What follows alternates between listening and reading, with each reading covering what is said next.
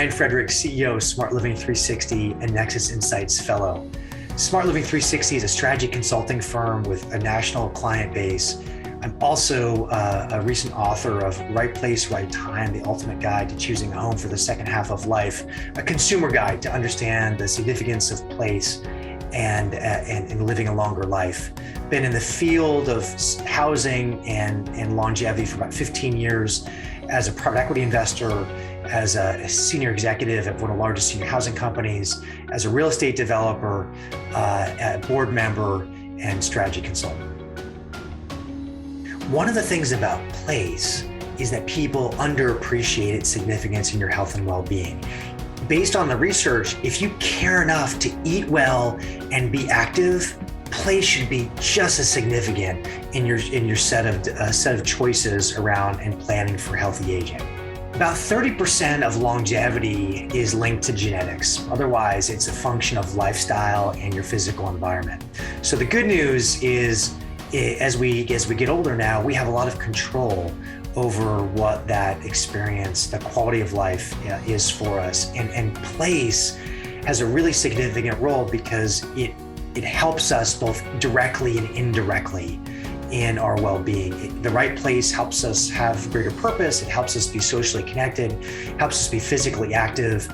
And the right place also can help with our financial well-being over a longer life. And at the same time, place also is important to match what our physical limitations or needs are.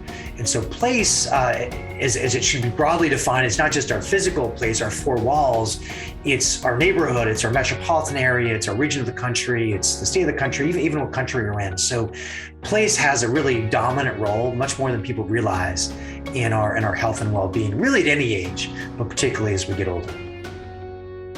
I think there's two main challenges facing aging and aging services. The first piece I describe as a supply issue, and that is that a lot of what we have and have developed is antiquated. It doesn't match to what the needs and desires are of people today. On the other side, the second challenge I would face actually is a demand one, and that is for people that are aging, those consumers need to be more informed on what the truly right decision is for them in regards to place and services. And the more that people have a plan, the more that they understand the significance of it, the more likely I believe people will make better decisions for their health and well-being. So I see it as both a supply issue as well as a demand issue.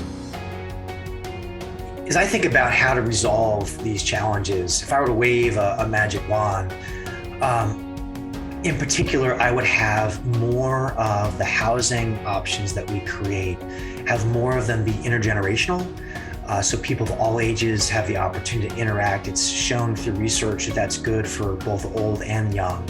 I also would like to have more communities and business models that are motivated not just in terms of financial returns, but in terms of also building social capital, so that relationships are strengthened, people have stronger just community and social bonds, which is so critical for living a long, not just a long life, but a sufficiently healthy life, and one where you're financially secure as well. And as we create more of those communities, I would also, as part of this magic wand, would hope that more people have the courage and vision to lean into the opportunities of a longer life, than rather kind of hold back and be in a position of defensiveness.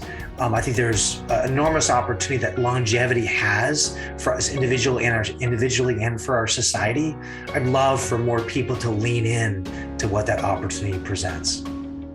Oftentimes, people talk about how they're going to age in place. Age in place is an awful term. In my view, it's too passive. And also it suggests that we're stuck in place. But more than that, rarely is it aging in one's single family home for the rest of their lives. Rarely is that really the best strategy for living a full and purposeful life for the long haul. An alternative I propose is to use the term living in community, where it's much more active you're a principal in agent in your life, so you're living. And then also in community has a double meaning, because it means that not only are you connected to other people when we think of community, it also means that we have an association with our broader area. So while maybe your current physical home's not the right one, you could still move to one that is a better fit for you, but still part of your broader community. What's so critical, I believe, is that we're constantly aware of how we're changing and how our place is changing, so we can be in a position so that we're in the right place at the right time to thrive in that particular stage of life.